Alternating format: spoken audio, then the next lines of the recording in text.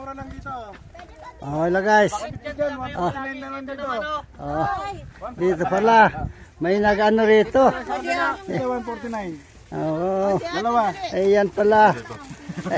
Yan ang bago naming tindero dito. Sa ano? Sa farm. Pwede na 100. Anlo ang pala ng kanilang farm dito. Dito sa kabila meron pa. Ay, ito. Magtatanong lang ako dito.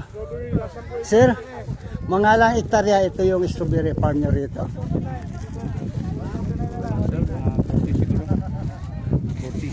Mga 40 hectares. Ito pala guys, yung strawberry farm dito, estimated ng 40 hectares. Kasi yun, hanggang dulo pa doon, no?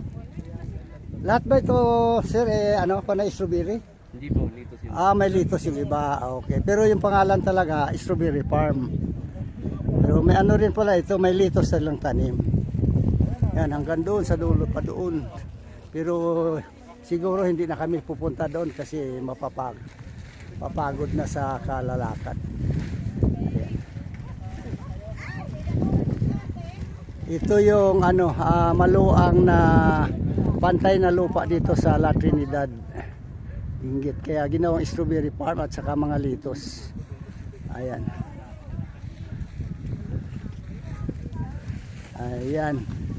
Okay, thank you Lord. At medyo malapit na sigurong umulan.